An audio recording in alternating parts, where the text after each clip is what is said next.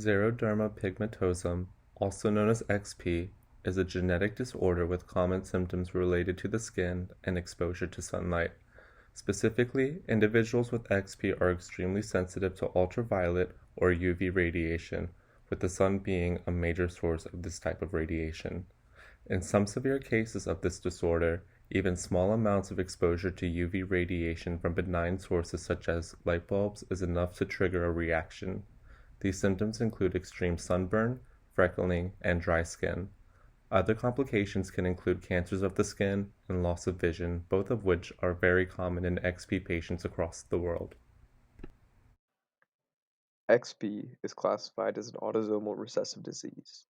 In all of our cells, we have two copies of every gene, which are regions of DNA that code for a particular trait. For example, your hair color is determined by the genes that have been passed down to you from your parents. Each parent passes down one gene per trait to their child, resulting in them having a total of two possible genes for one trait. Sometimes these two genes are exactly the same, while other times they are not. For example, one gene for hair color will result in brown hair, while another will result in blonde hair. These variations within a gene that result in different traits are called alleles. So, what happens when two different alleles are passed down to you by your parents?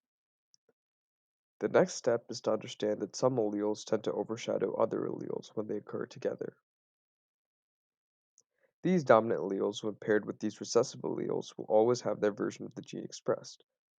The only way for a recessive allele to ever be expressed is if it is paired with another recessive allele.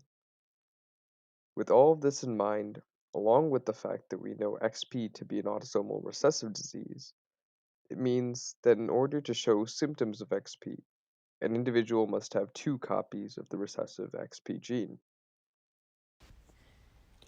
Now you understand some of the genetics behind XP.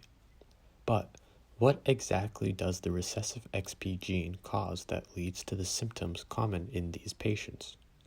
To answer this question, let's first talk a little bit about DNA and DNA damage in our cells.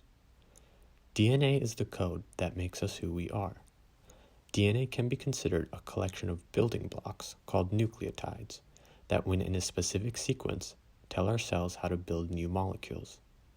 Two strands of nucleotides come together to form DNA, with specific nucleotides pairing to each other. You may guess that if something were to happen to this structure, there would be issues in the cell. This is correct, and where DNA damage comes into play. If the sequence of codes, or the pairing between nucleotides, is somehow disrupted, the cell will no longer be able to read that section of DNA, and thus incorrectly build the molecules in the cell. There are many sources for DNA damage. These include some from our environment and others from directly inside our bodies. Here, we will be looking at a specific DNA damage caused by something mentioned previously, ultraviolet light. UV radiation exposure has the ability to create a type of DNA damage called a bulky DNA lesion. This is when a large molecule is inserted in the middle of a DNA strand and, as previously mentioned, disrupts the pairing between nucleotides. This is a source of DNA damage and is thus bad for your cells since the DNA code is being interrupted by the lesion, preventing proper reading of the DNA. These bulky DNA lesions can occur in DNA through other sources as well, but the most important and common one in terms of XP is UV radiation. UV radiation can induce both a cyclobutane pyrimidine dimer or a 6,4-pyrimidine pyrimidone photoproduct. So, why do we all not experience DNA damage when we go outside and spend time in the sunlight? The answer is that our cells have specialized methods that they can use to fix DNA damage and restore DNA to its normal state. One of these methods is called nucleotide excision repair. You may be able to understand the broad mechanism of this repair pathway just by the name alone. The first step of NER is for the recognition of DNA damage. For the cell to fix DNA damage, it first needs to know it exists and where it is. specialized proteins in the cell can recognize a bulky DNA lesion and attach themselves to that site of damage. Two methods of recognition exist: the global genome pathway and the transcription-coupled pathway. These methods use different proteins to achieve the same task. Now, other proteins will also attach and make the DNA open up so that it is easier for the next steps to be performed. This step has the two pathways of recognition converged into the one common method. Now, the section of DNA with the bulky lesion is cut right off from both sides. This succeeds in removing the damage, but now a section of DNA is completely missing. So, the last step is to take new nucleotides and fill the gap back in, restoring the original sequence that was once there.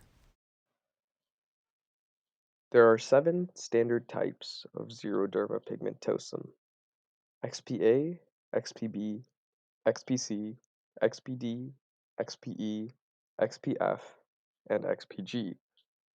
Individuals with these disorders are unable to successfully complete an ER because they are missing functional proteins in the pathway. So, for example, XPC is a protein that initially recognizes and attaches to bulky DNA lesions. Some XP patients have a version of the XPC protein that cannot perform this recognition or attachment, and therefore, the entire NER pathway is not able to be completed. This means that bulky DNA lesions are left in DNA, and we have previously talked about why this is bad for the cell. In addition to the 7 standard types, there is also XPV, or xeroderma pigmentosum variant. This is caused by a mutation in the gene that codes for polymerase eta. Polymerase eta is a translation polymerase that helps DNA replication pass over lesions. During DNA replication, DNA polymerases move along each half of the strand and add complementary nucleotides. However, if these polymerases hit a DNA lesion, they stop. Translation polymerases are DNA polymerases that don't stop at these lesions. Instead, they pass right over lesions. With XPV, these translation polymerases do not work, and DNA replication stops whenever a lesion is hit. This can cause incomplete replication or single-stranded breaks. These, in turn, lead to double-stranded breaks, which are extremely genotoxic. Currently, there is no cure for xeroderma pigmentosum. Patients can only focus on treatment to reduce or avoid symptoms caused by XP. The most common treatment is to avoid exposure to sunlight or other major sources of UV radiation by staying inside, using sunscreen, or wearing protective clothing. The future of XP is to continue learning about DNA damage and its repair mechanisms, specifically nucleotide excision repair, in hopes of one day finding a cure.